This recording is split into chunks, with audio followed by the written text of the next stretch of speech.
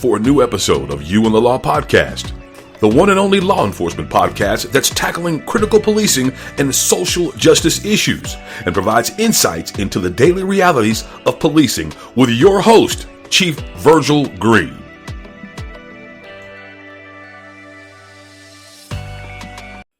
It's called one of the greatest public health challenges of our time. Our nation's mental health is in crisis, and there's one very big thing contributing to it. Good evening. Experts say it is a crisis, and it's made worse by the COVID pandemic and the growing impact of social media, particularly on our young people. Yeah, this week the current U.S. Surgeon General and all of his living predecessors met to discuss the mental challenges Americans are facing.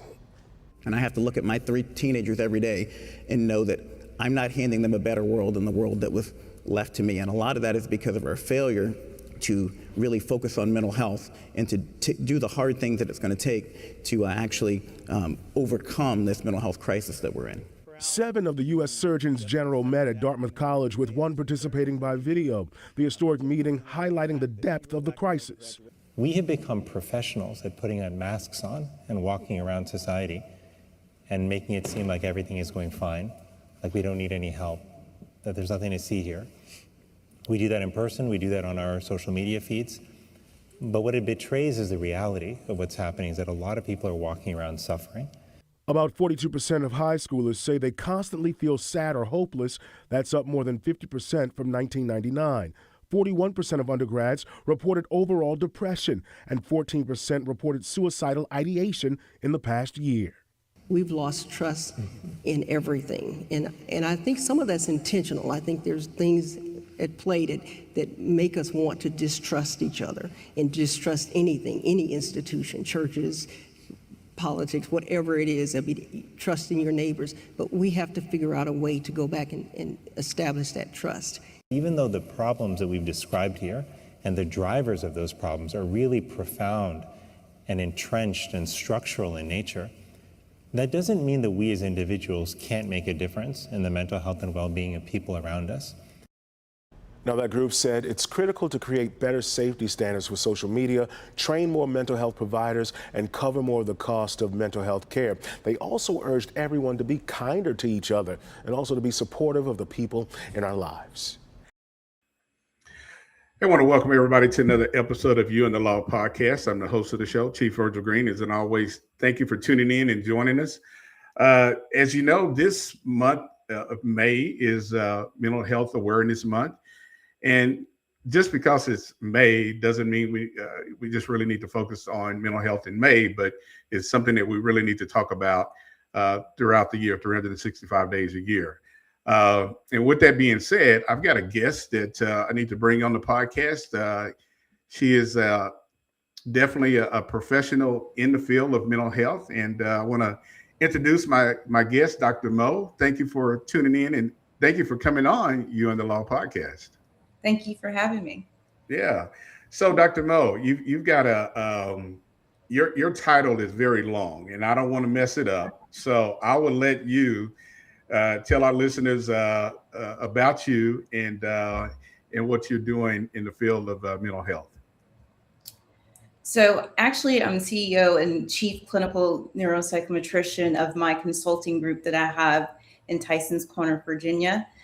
We do focus on mental health consulting, mainly focusing on the brain behavior relationship between that, mental disorders, and the legal system. From a clinical perspective, as a clinical neuropsychometrician, that's a scientist who actually interviews and diagnoses for severe mental illnesses, while also looking at the validity and accuracy of the instruments that we use to test clients for those particular disorders. But predominantly with my business, we're just focusing right now on research and science behind that relationship between mental health conditions, science, the law, and the brain. Okay. Now, how long have you been doing that? I would say since 2020. Okay. Around COVID timeframe, that's when I was really working on my doctorate in psychology. Really became interested in why we don't necessarily focus on the brain and how the brain can really either exacerbate mental health conditions or literally cause mental health conditions. So I Okay. became interested in it around that time. Okay. And you also have a background. You're a former military. Mhm. Thank you for your service. And let our listen to what branch of service did you serve in? I was in the Air Force and I served for 13 years. Oh, okay. Okay. All right. So what did you, what were you in the Air Force? I mean, were you like a pilot, a jet fighter pilot, or? I wish. I dabbled in different things. I started off in communications and information. Okay. It was actually called information management. So I had the ability to work in any type of unit. So it could have been finance, maintenance, personnel management.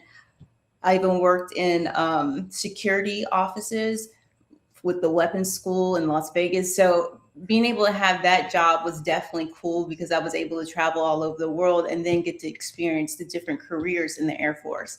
And then I ended up in security management, national security towards the end of my No. tenure Okay. in the military. Okay. Okay.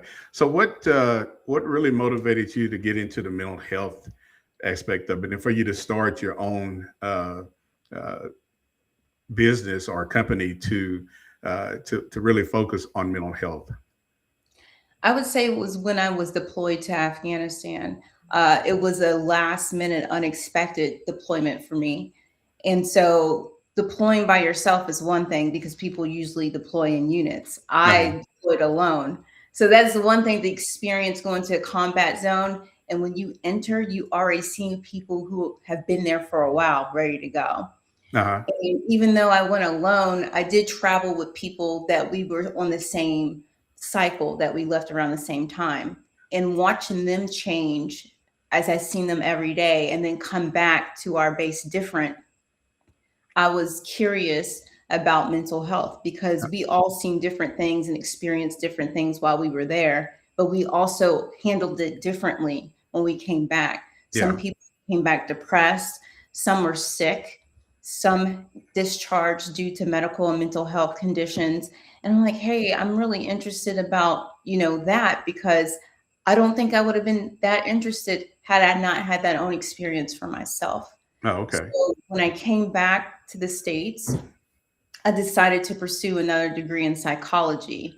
And that's where I ended up, researching more about combat veterans deploying to Iraq and Afghanistan. And that's where the interest came. And that's where I start seeing, significant numbers and people coming back and being diagnosed with a mental health condition. Yeah. Well, and and I'm sure you know this, there's been so much conversation around, people who served in the military, with the Iraq War, Afghanistan, the wars that we've had. And when they come back, there's not a lot of resources. And it's kind of like people like trying to figure out, well, what's wrong with you?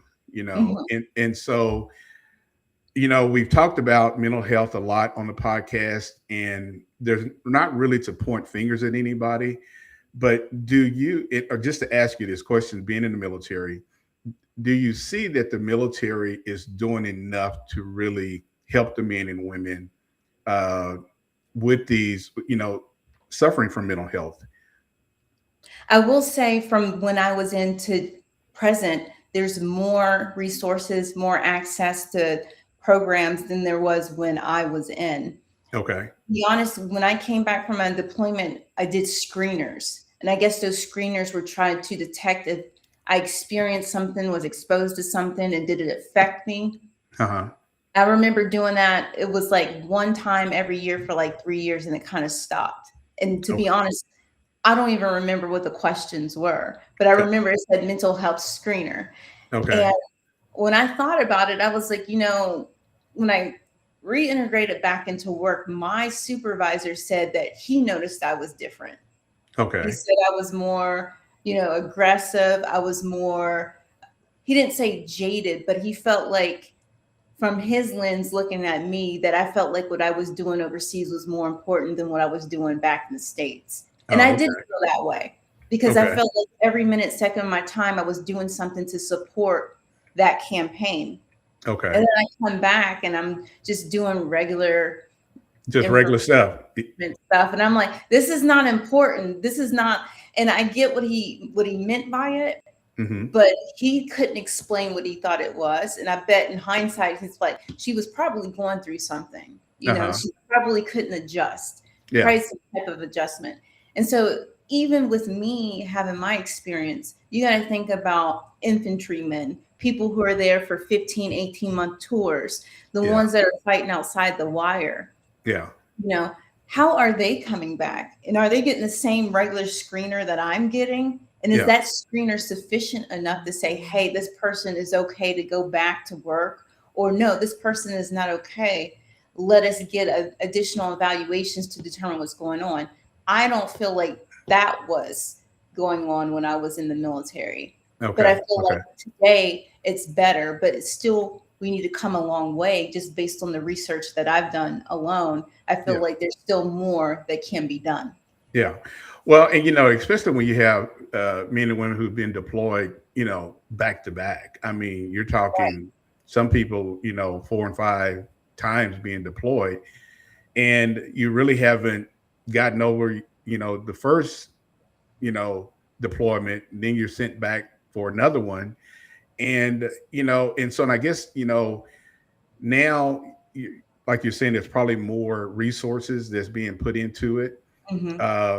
But when you have these situations with the men and women, especially in the military, with PTSD, and in your research, or how is that information being passed on to the branches in the military to say this person is probably not ready to go back into that environment?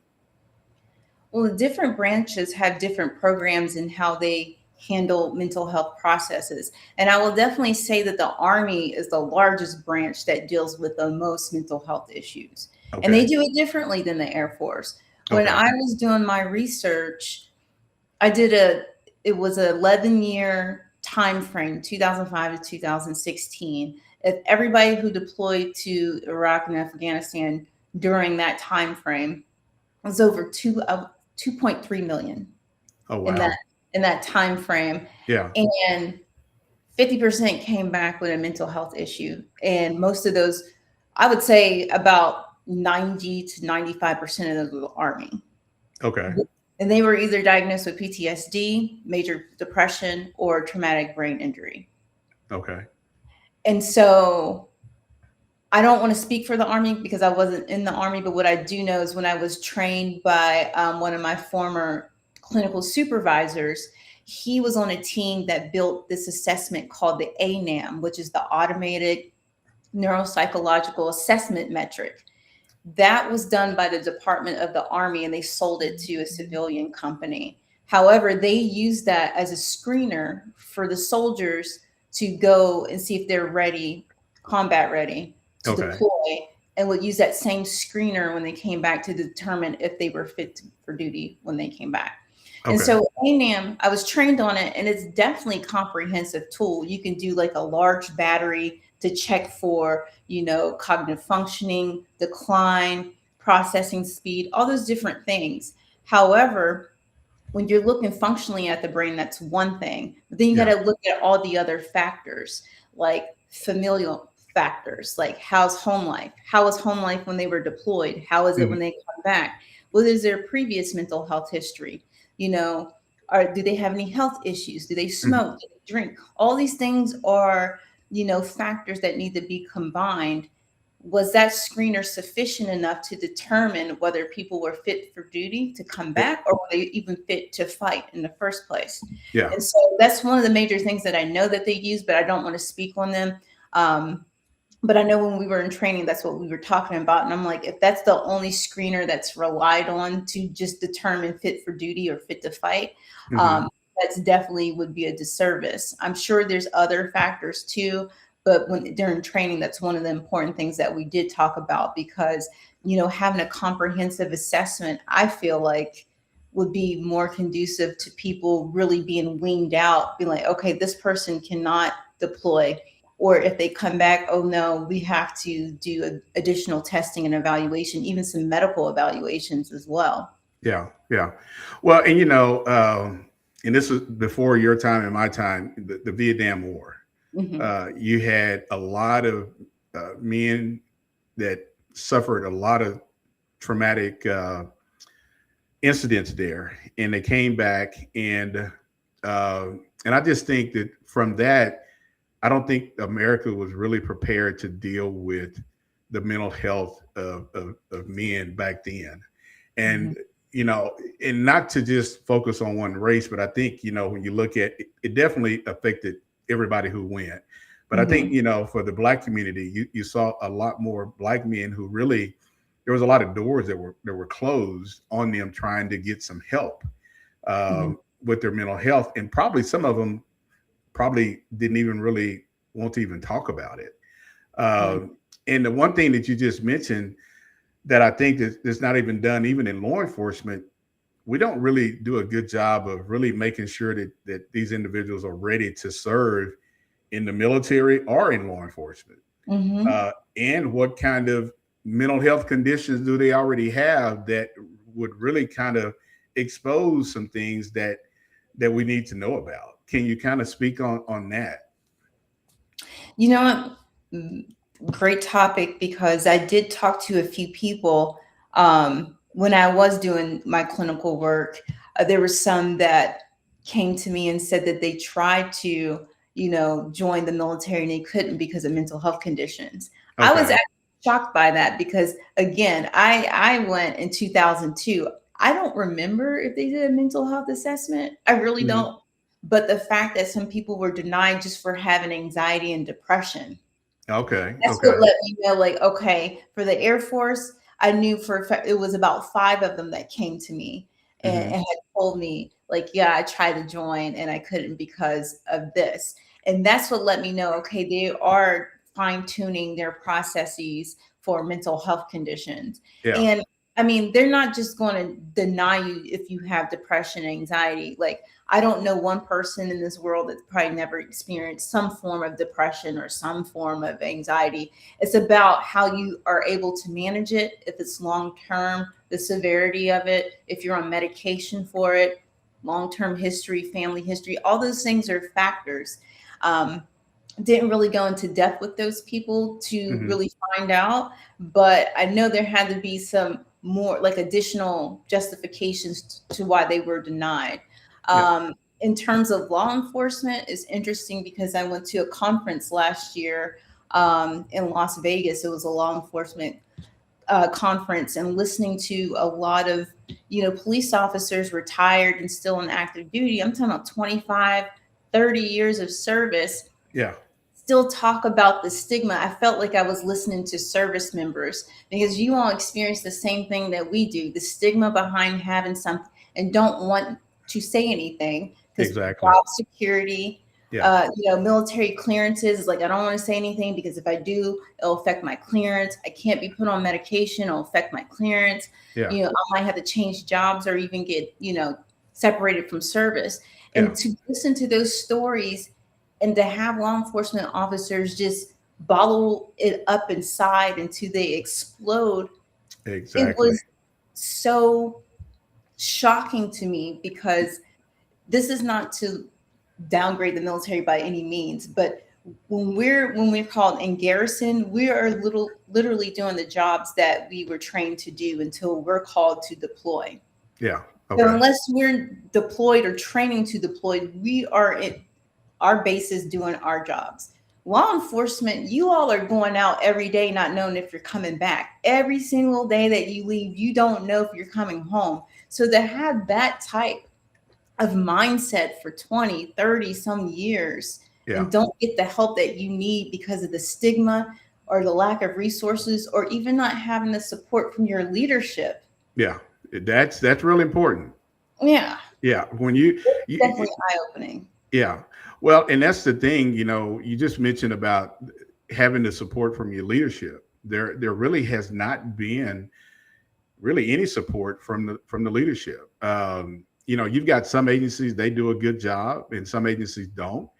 But like you said, there's this stigma that surrounds law enforcement that it's not something that we're going to talk about. And if you do have a problem, you don't say anything, because if you do, you may end up getting stuck on a shift you don't want to be put on, or you're going to get isolated from the group that you want to be a part of, and which is not healthy for the police officers and especially for the community.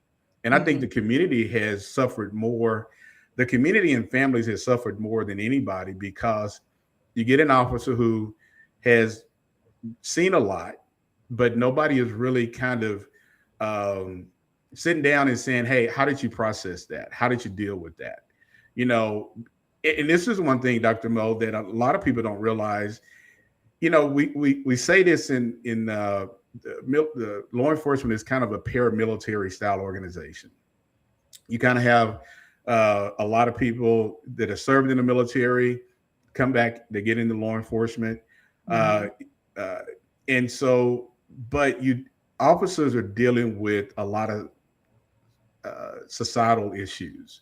You may respond to a home where the child has been abused, the mother been abused, and then you may go to a call. The next call is going to be a fatality accident. That's something that you just you're not prepared to even deal with, but you have to deal with it. Right. And like you just mentioned, 20, 30 years you've been doing this and nobody is saying anything to you about it. And all of a sudden something happens that triggers something and you're not the same person. Right. And so, a friend of mine, he's a police officer with Oklahoma City.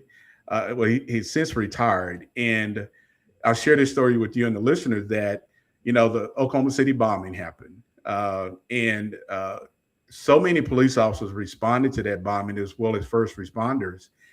There wasn't any type of debriefing that took place back then for any of us that had to respond to that bombing. And about 5 years later, probably longer than that, he ended up going to kind of like a debriefing. And everybody thought it was the bombing that he was, having some anxiety with, but it was actually an officer-involved shooting. And so, but it really kind of, made me think about, well, what about all the other men and women who responded to the Oklahoma City bombing in 1995 that nobody is really, there's just really no help there. So, but, and again, in the work that you're doing, in the research, what do you think could be done better to really prevent some of these things from happening? Well, one of the things you mentioned was debriefing. I don't think we do enough of that, or the types of debriefing that we do is not as effective. Okay. So in mental health, when we're talking about crises, like what you're talking about, the examples, it's called like psychological debriefing. But research actually shows that psychological debriefing does not help manage PTSD symptoms or even make them worse. It could possibly make them worse because that type of debriefing is not even necessarily meant to be long-term. And some of the processes in that type of debriefing is not effective for somebody who's been exposed to trauma. Okay. So when I read that, I was like, so why are we doing it? Yeah. Number one, yeah, really. Yeah. And number two, if it's necessary, why don't we make the necessary changes to make it effective? Yeah. Like every time I was studying, I would see that question, I knew the answer, because I'm like, this doesn't even make sense. It's not as effective, or it could be worse, or you could use it with other type of treatment modalities. Why are we using it if that's the case? Yeah, exactly. So I definitely feel like, I just started teaching new classes this week. Okay. And I asked one of the students, I said, what do you plan to do after your military, tenure ends? Because I don't think he's necessarily going to retire. I think he's just getting out. And he's like, I want to work for FEMA. And he said, what are your thoughts? I'm open to any thoughts. And the first thing I thought about, we need more emergency management professionals. Yeah. Because like we do need more law enforcement, but we do need more emergency management, because they could be those liaisons between mental health crises, being exposed to traumatic incidents, major disasters, natural disasters, all those things. And their responsibilities are to respond to those disasters, have communications in line for those. But what about the large component that's missing? Mental health for the professionals who are actually working and those Yeah. actually being exposed, the victims. Yeah.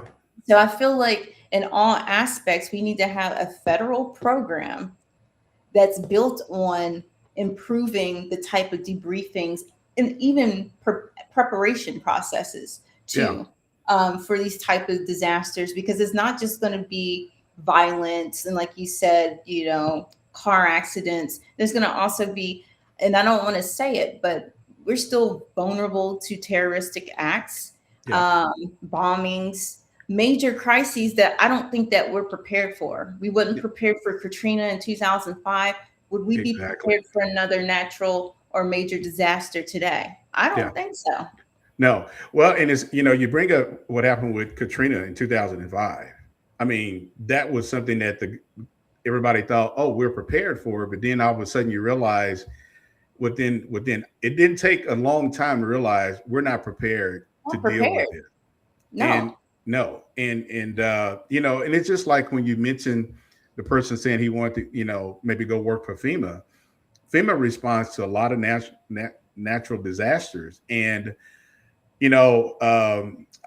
being from Oklahoma, Oklahoma is Tornado Alley, and so you have a lot of people responding to tornadoes, and homes are being torn up. People are being, tossed all around. And so you're seeing things that you typically would not see.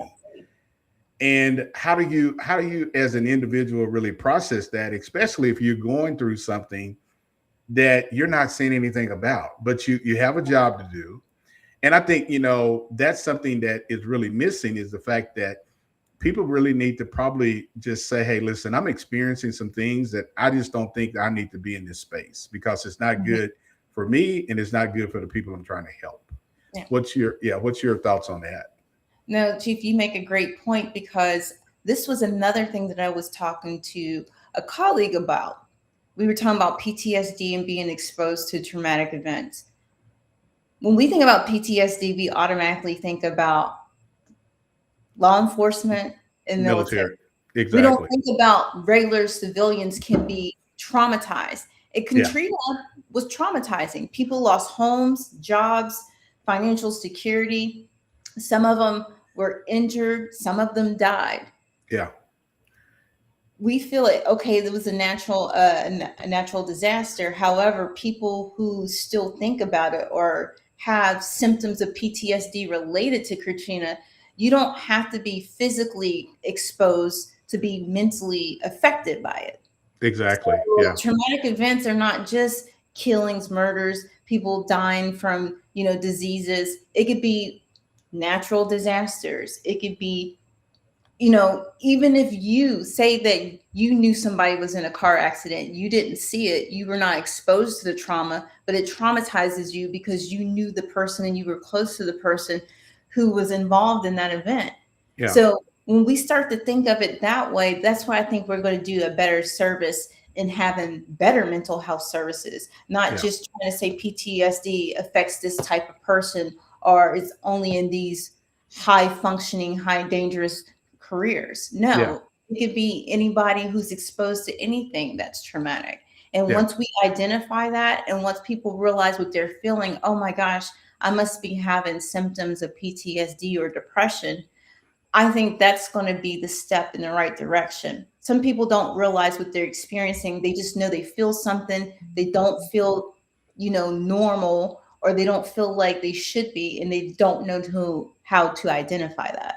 Yeah. Well, Dr. Mo, you bring up so many good points. I mean, just thinking back to Katrina, people saw bodies laying in just everywhere.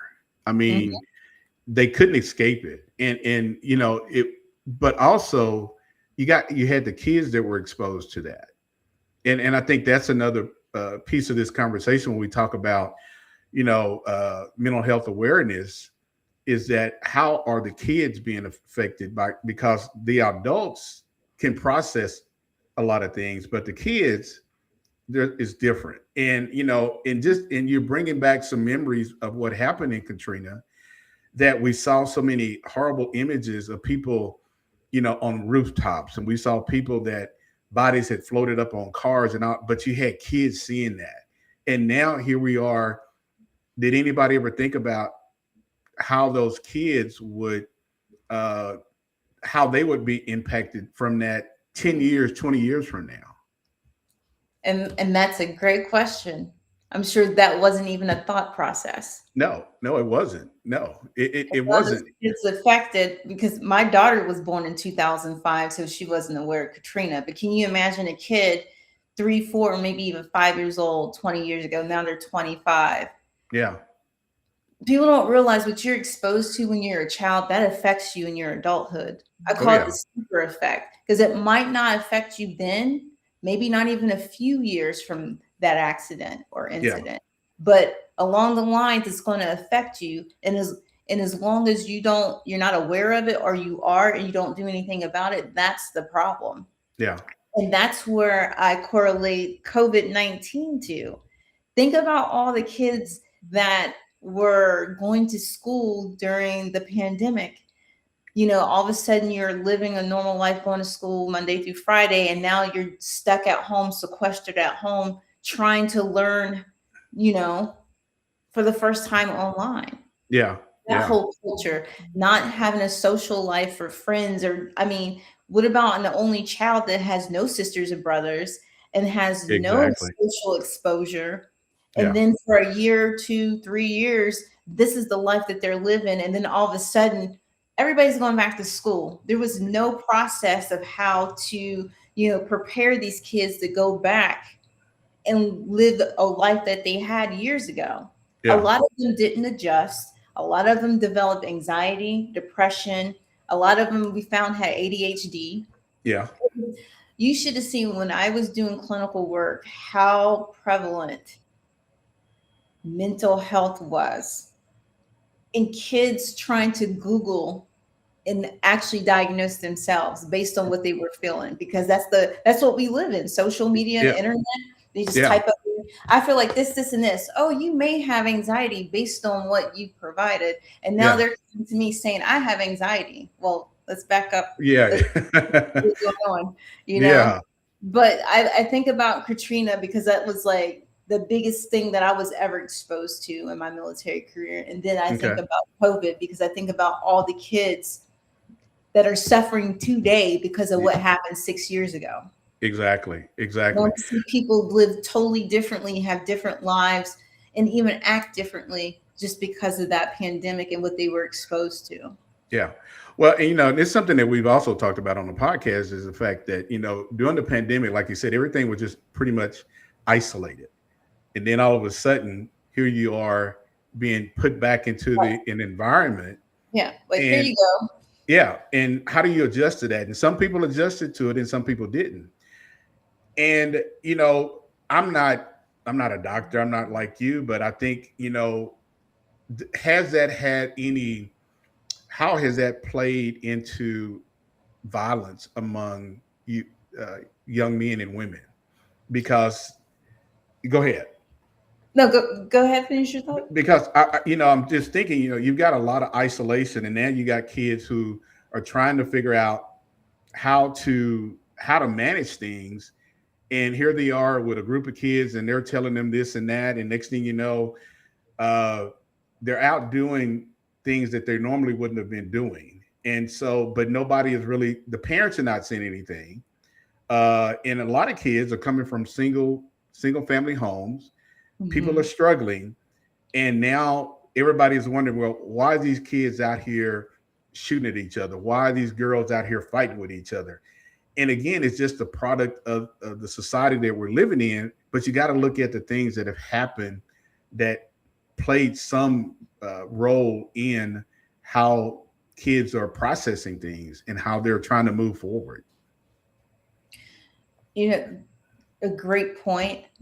I think there's so many different factors. I don't think there's just one answer for that, because you have to think about all the considerations like social economic status, like where these kids live, what they are exposed to. Yeah. We hear like a lot of crime in Chicago.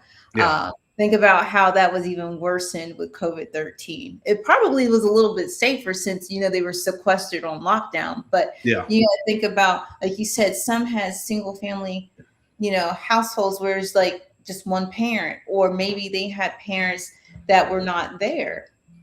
You got to think about parents were now in the home with their kids, but were they spending that quality time with their kids when they were on lockdown? Or were they watching their kids to see what they were doing? Because we have to think, if you're not being fully watched and there's no accountability, and your kids are constantly on watching TV, on the internet, and on social media, those things heavily influence your kids, right? Now, I'm Yeah, they not going do. to say that parents are negligent. I'm not going to say that.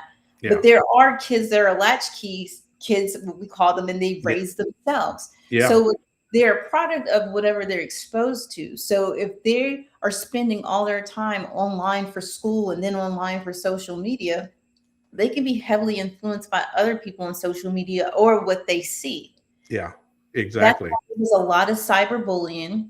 Yeah. I had a lot of clients that were victims of cyberbullying because of social media. That's all they had. Some Yeah. some were able to play outside, but most of the time they were kept in the house. So you have all these things going on social media, and then you see kids either taking their own lives because of it, or they're Exactly. retaliating because of it. Yeah. Retaliation, whether it is fighting or using a weapon to harm somebody. I feel like that worsened because once kids were brought back to the environment, now, hey, now you're going back to school, there was no transition phase to prepare these kids for going back into a social environment, being used to sitting in a classroom setting and being able to be still. Because Yeah. we know some of these kids, they were online with their cameras off. They were not paying attention in class. Now we No. expect you to focus, pay attention, not have any cell phones. And then you're supposed to be in an environment where you've been isolated for so long, and now you have to be around people again. And I feel like that caused a lot of problems. Yeah. I feel like social media was heavily relied on during COVID. Oh yeah, It it was. influenced kids to do things that maybe they wouldn't have done had this ever happened. Exactly. Yeah. And then Yeah. you got to think about the parents too. Parents were heavily involved on social media and the internet, and they were more focused on doing that. Now we see everybody doing everybody's challenge, like everything that would be normally private and sacred is now being recorded and put on social media. And I feel like that has a lot to do with how these kids act. Yeah. Well, and you touched on something that is a whole nother podcast topic. Yeah. How people are using social media, TikTok, especially TikTok. Everything has to be recorded. Everything has to be on YouTube or TikTok. How many followers can I get? How much money can I make off of it? And it's almost kind of like, we're living in a society to where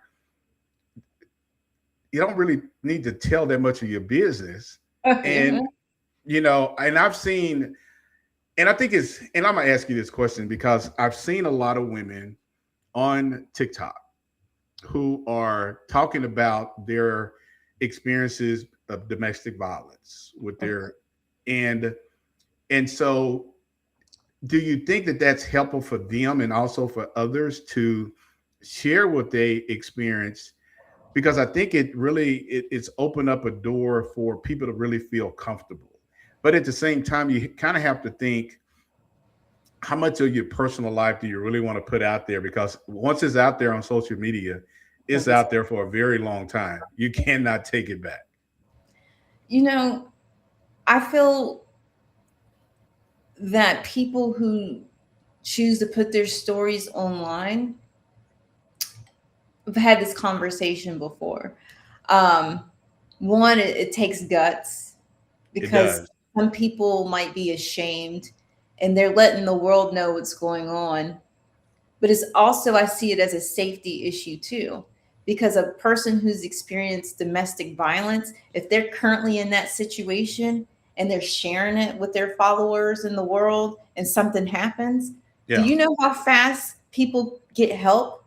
Like, I find that people on social media is just as good as investigators at time as law enforcement They because are. they can find people.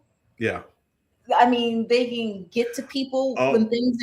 So there are some benefits, especially it's yeah. like if they share and somebody's actively in a DV case. Yeah. Um, if they choose to share their information, like to each its own, I'm very private. I don't know if I would have the guts to do it just Yeah. because that's just me. But Yeah. some people, you have to think, some people are lonely. Some people think that they have friends and realize that they don't. And the Hmm. only people that they feel like they can rely on are their followers. Yeah. Like I always say, and I saw this even on social media today, the people who will support you are strangers. The More than, people who will hate on what you do are people who know you. yeah. Yeah. So That's if a true. person is like on social media discussing how they, experience domestic violence, they're going to probably have more strangers that support them, even give them resources or even help them. Yeah. Yeah. You never You're, know what blessing you may get by having the guts to share your story. People yeah. might have, homes like shelters or hideaway houses. You never know what can happen by sharing that story. Yeah. You're absolutely right. And I think, when you look at somebody's, how many people are following, it's like, man, you got like 200,000 people following you. And you're really just talking about your experience of being a victim of domestic violence. People want to listen, and it's not people really criticizing. It's No, it's it's not criticism. And then you get realize too, the person that's sharing their story could be helping somebody else. exactly that's yeah, Whoever's watching can be inspired to get help because they've seen somebody who had the guts to share their story and their experience and make them feel like they can do the same thing. exactly, yeah. Well, hey, Dr. Mo, I want to remind those who just now tuning into the podcast that tonight's topic is seeking mental health. Uh, Seeking mental health is not weakness, and so we're talking with Dr. Mo, who has a vast background in mental health. So if you have any questions, put them in the chat, and we'll get to those questions throughout the chat. But again, thank you for tuning in to You and the Law podcast. And as we talk about, May being the month of mental health awareness, why do you think mental health awareness month is really important today? I find that it's really important because that's where you can get a vast amount of resources for one. With Mental Health Awareness Month, there's different organizations that pop up. I know usually on TV for people who still watch cable. Each month, Yeah, whatever that month is, you can see commercials for resources, organizations, things of that nature. But like you mentioned in the beginning of the show, like mental health is just not catered to just the month of May. It should be every day. And you yeah, should be able to have the same access, same resources, and have the same organizations be willing to support no matter what time of the year it is. But I'm glad that there is a focus on it because it shows the importance. And you never know what comes out of this month of, what may happen, what kind of relationships would happen between companies. I'm always a proponent of having that multidisciplinary approach where you're just not working with, mental health professionals, just working with other mental health professionals. We need to be yeah, working with legal teams, law enforcement. Law enforcement experiences a large component of mental health crises, especially on their calls. yeah, Working with medical providers, scientists, researchers, everybody work together. And yeah, I feel like this month actually helps because that's when people actually network more. yeah. Well, you're right.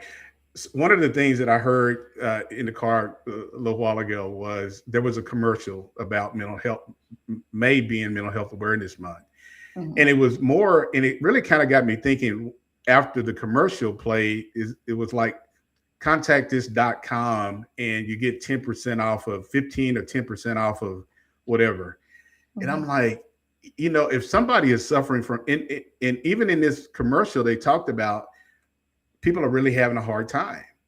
So, do you really think that if people are really having a hard time financially, that they're going to reach out and pay for a service and they're struggling with gas, they're struggling with food, And so I don't know, what is your opinion on, is there enough private resource or public resources out there for people who cannot afford mental health services? Well, I know in my area, I live in the DMV area. In the state of Virginia, they have community service boards in the county. Okay. And it's a state-run program that's supposed to help people with resources. And something like that similar in Maryland as well. I think there could be more. It's always a touchy subject because mental health providers get, we get entangled too with medical providers about high pricing. Okay. I just want to make this clear. I'll make this short and then I'll get back to that. When it Okay. comes to the pricing, I just want people to realize that we're not here trying to, take advantage and get a come off on pricing because Yeah. yes, mental health services can be expensive, but when you think about the training, when you think about the hours, some mental health professionals have to be on call on the Yeah. weekend or 7 days a week. That's a lot, especially when is. you have families and stuff like that. And what we do, it's not only convoluted, it's not just seeing the person. You also have to do paperwork. You have to be on top of that paperwork. Yeah. We deal with people who are suicidal, so we constantly have to stay on guard, especially those who are at risk. Yeah. We have to be on call. So yes, we have to make a living for ourselves too. Exactly. Oh, That's yeah. what I would like for people to understand. The pricing is based on either the service or, the testing, which is what I do, the testing. Uh-huh. And so I know pricing can be outrageous, but then I want to put the hook back on the insurance companies because people Okay. should not have to worry about paying out of pocket for our services if more insurance had better mental health plans. Okay. Yeah, exactly. Yeah. Yeah. Because there's insurance companies that do have good mental health plans, and people will just have to pay like a low copay to see their mental health provider and be done. But then some don't. And then, Exactly. especially when it comes to testing and assessment is somewhat expensive because it's more than just the testing. It's more components to it. So Uh-huh. if insurance companies had better processes for taking care of their, I wouldn't say patients, but Providers or they're providers that have, yeah. people who have insurance. I don't think we would have that issue. But then we have to look at state, county programs and see what they're doing for their citizens as well. And I know, Yeah. like I said, in this area, there are state-run, county-run programs that do help people that can't afford services. So. Yeah. Yeah. So I got a question for you, Dr. Mo. What are some of the biggest misconceptions people still have about mental health? Well, I go back to the stigma. I think that's still Okay. number one, even though we've come a long way and we have more people talking, more research advancement. We're doing AI with imaging and mental health programs and software. Like we've come a long way, but it's still the mental It's still- thing. People are like, oh my God, they see the advancement, they see the improvement, but then it's still that stigma of saying, I have something's wrong with me, or, I know something is wrong, but I just don't want to get the help because of the way I might be perceived, or Mhm. people will know, or what Yeah. about my job? Yeah. Yeah. I think that's the number one thing, even though we're saying it's okay not to be okay. You hear that all the time. Yeah. Oh, yeah. It's okay to not to be okay. I know I'm getting mad by that saying because now they're saying that saying is meaningless. Because Yeah. it is okay to be not okay, but people still don't feel that way. And I Exactly. think that's the problem. Once people can start feeling comfortable with saying, hey, I have a problem, I want to go get help, I Yeah. think that's going to, change the mindset. But we have to get more people on board, meaning we have to get more agencies, more programs, more people involved. Even I Exactly. think companies, whether it's private or public, they should have mental health professionals within their respective companies. Exactly. Yeah. Yeah. Especially, big companies like, Target, Walmart. I mean, some of Yeah. these big, huge Amazon, Yes.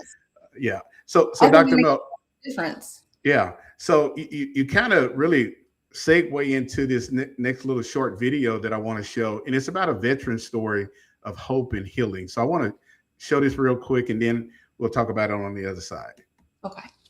I was diagnosed bipolar and the PTSD. So there's things that go through my mind that a lot of civilians would never understand.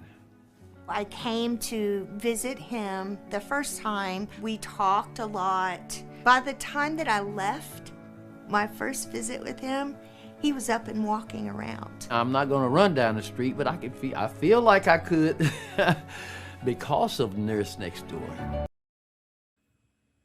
So I found that, and I was like, man, it's very short, but it's very powerful, because the one thing he said was that people really don't know what he's experiencing. And I think that's what a lot of people, and how you can speak on that, is that a lot of people are just trying to figure out, well, why is this person acting the way that they're acting? Well, I will say, to have PTSD and bipolar disorder, that's enough for one person to deal with. Yeah. Bipolar within itself, takes a lot on a person, a toll on them, Yeah. because, they have to have medication for, if it depends on what type of bipolar, if it's bipolar 1, bipolar 2, medication to manage the mania, or even medication to manage the depression. And then the medicine that manages the mania at the same time can also be linked to medical conditions if that's not monitored. So that experience that and understand, like, a person that doesn't know that he has bipolar, like a person that doesn't know him from a can of paint, and see how he acts, they might shy away from him. And I think that's what he's talking about, the stigma. You don't know what I'm going through. Yeah. Only the person that knows about bipolar would know. Yeah. But when you see a person act a certain way, like they're fine, and then they're like overly excited, and then they're depressed, it's like, what's wrong with this person? They're up, they're down. What is wrong? And then you don't want to be around them because you think something's wrong with them. Well, they're the problem. Well, you don't know what you're dealing with. Yeah. And some Exactly. people will hide their conditions, right, because of the stigma. So they rather have people think that something's wrong with them and not and isolate themselves than rather tell somebody that they're diagnosed with a condition. Yeah. Yeah. So another question I want to ask you, how has generational trauma impacted Black families and communities? Oh, wow. A loaded but great question. Yeah, I know it was a very loaded but great question. It's that I find that to be a significant issue, because when we think about generational trauma, think of the youngest generation. Let's say, for example, the youngest generation is getting the help and the support. They're seeing, let's say they're seeing therapists doing what they need. But then you got to think about the generations before them that might still be living. Yeah. The trauma that they've impacted, they've lived with it. They're not getting help. They might not believe in getting help. Exactly. There's a lot of Black families that don't believe in mental health, and they're more focused on religion, and religion being their sole source of helping them get through the hard times and through the trauma, than going to a mental health professional. So when you have those generations and the young generation is still commingled, it causes a lot of problems. You feel like on this side, they're making headway and trying to get help and trying to improve their lifestyle. And then you have the other generations that are clashing with them because that's something they don't necessarily believe in, but then they're dealing with trauma that they're not taking care of. Yeah. It's definitely hard. It's like that tug of war situation. Yeah. Yeah. You're right. And the one thing that you just mentioned about, the older generation may look at it as spiritual and say, I will pray, God is going to get me through this. Exactly. And you have a younger generation that is like, I don't see that. And a younger generation has to see it, but an older generation is not so much seeing it. They believe in the power of prayer and that's going to get them through. But oftentimes, and young people are starting to question, well, they're not really questioning God or the faith, but it's kind of like, I don't really see anything changing. Right. And so, and one of the things, when you talk about, the generational trauma, you have parents who experience things in the 30s, 40s, 50s, 60s. I was born in 63. Mhm. And so, I think about my parents, my grandparents, the things that they experienced, and nobody really talked about mental health back in the 50s and 60s. And can you really think about what people experienced during the civil rights era? Right. How that trauma and how nobody said anything about it. It was just like, how did you, and again, I don't think a lot of people really realize the mental impact that families, that individuals went through. And you're wondering why people are experiencing some of the things that they're experiencing. Right. And it affects people differently. It Like does. what they keep inside, some people will keep their trauma and what they experience inside, and you will never know. You Oh will yeah. never know what's going on with Yeah. them. They did a Yeah. great job of containing it all these years. You gotta Yeah. think, my grandmother is 91 years old. Oh, she is. She's 91, and Wow. she came to visit me for a couple weeks, and we were in a grocery store, and this man was like following us, making jokes and stuff, and he's talking to my grandmother, and he's like, oh, she's young, she don't know what we experienced, what we went through. He said we experienced acid rain. He was just saying like just stuff that I never even heard of, and I'm looking, he's like, that's right, you're too young to understand. And my grandmother, she's like, well, how old do you think I am? And he was Uh, like, close to me, I think you what, mid-60s. And she's like, I'm 91, I've seen a whole lot more than you. And oh he's yeah. and so he was like amazed, like, I can't even imagine you being Which 91 years old and what you've yeah. seen. And you're walking around with a smile on your face. And she said, because I am blessed and I'm happy to be alive. Yeah. Yeah. Yeah. When you have Wow. older people who don't dwell on what they've been exposed to, or, the trauma, if they're just happy to be living, sometimes that suffices for them. Yeah. Well, and I'm pretty sure your grandmother she looks very young for a 91-year-old, for him to think that she was almost Yeah. close to his 'Cause age. that's like, he is 91. That's what I said. But he was like, life has been kind to you. He basically said that because, Yeah. she does walk around with a smile on her face. She Yeah. does have a lot to be thankful for. She's like, she walks with a cane. She's like, but I can still walk. You Yeah. know, Yeah. I'm still mobile. I've Yeah. experienced all these different things. I think every decade something Yeah. Something traumatic is happened, traumatic has happened. and Yeah. she walks around with a smile on her face. Yeah. And I mean, she's getting around better than some people in their 40s and 50s, Yeah. Yeah. Wow. Well, Dr. Mo, this is a great conversation to have about mental health.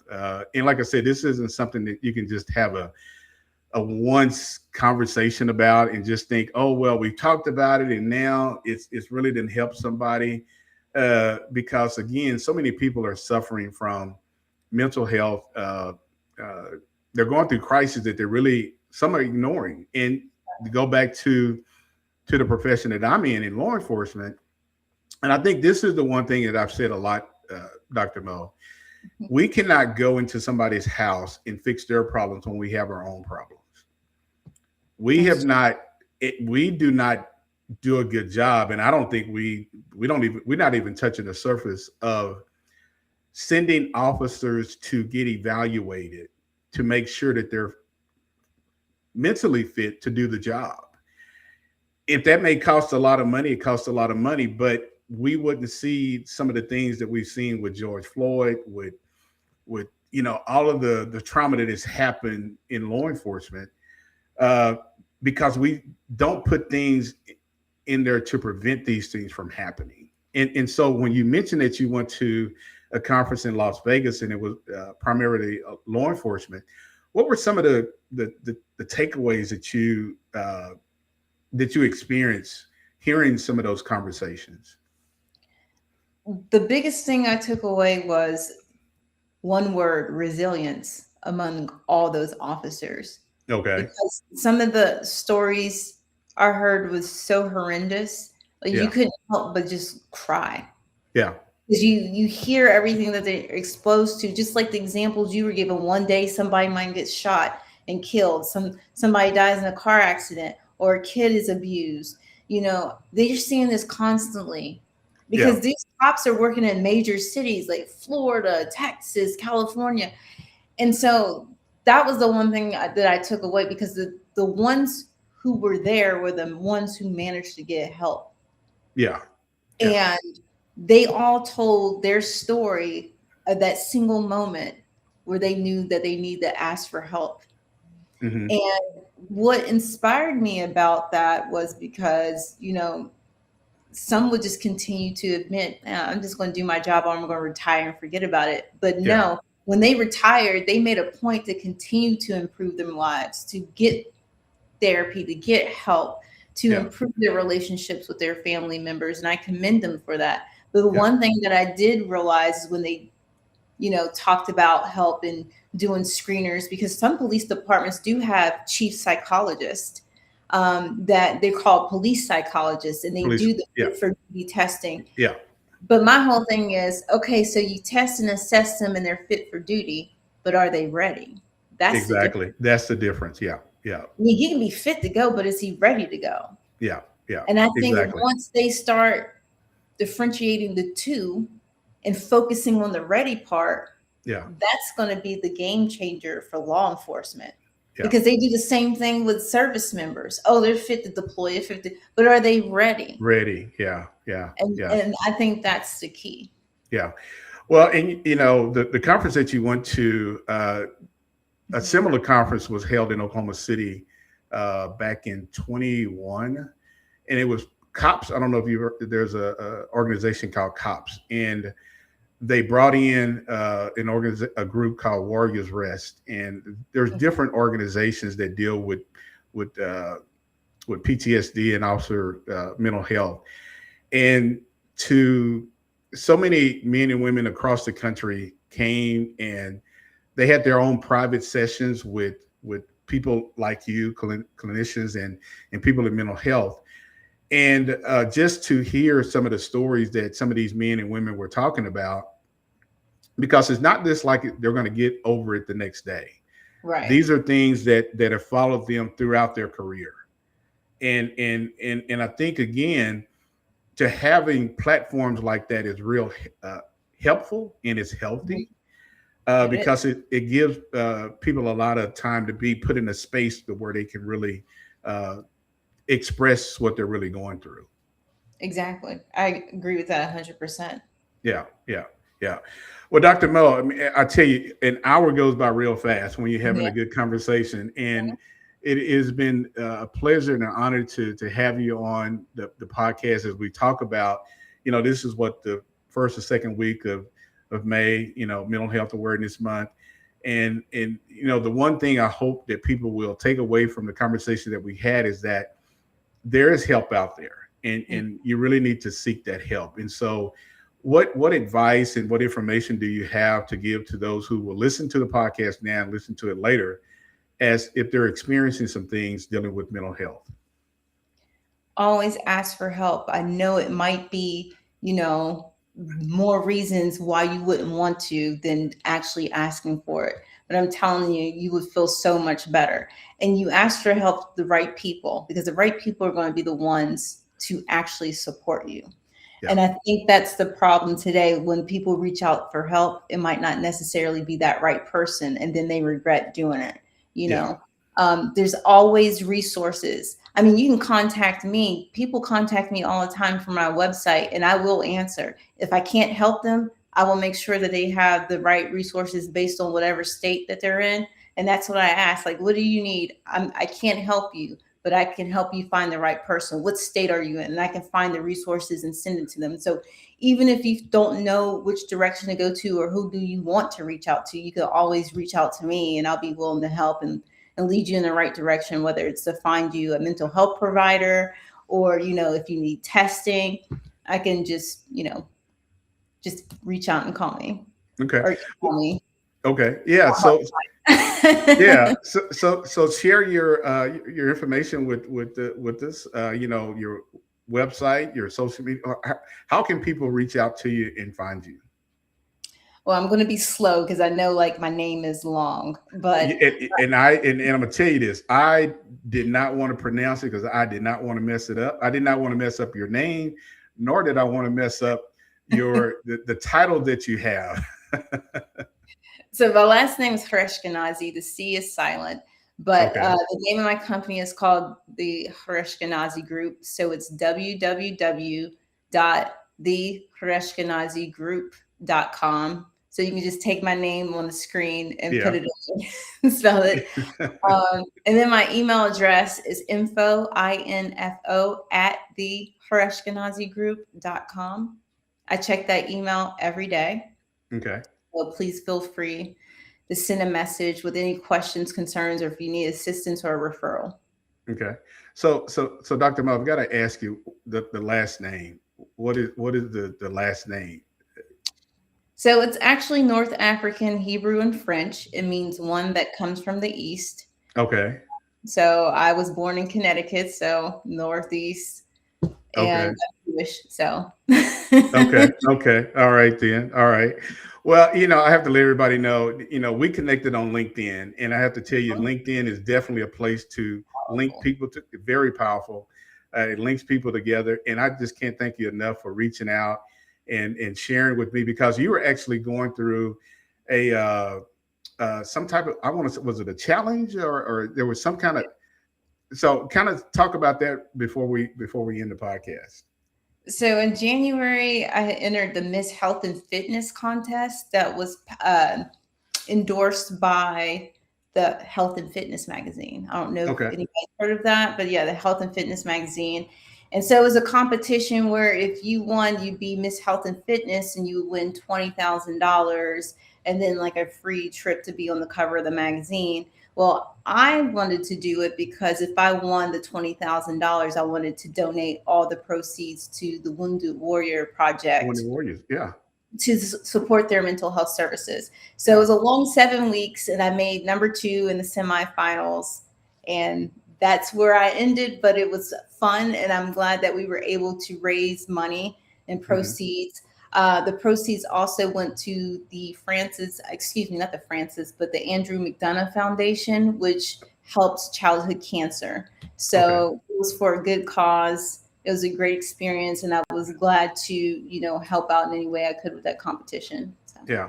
Well, I saw some of your videos, and you definitely were working out. And man, I tell you, I continue to work out. It wasn't just for the competition. But.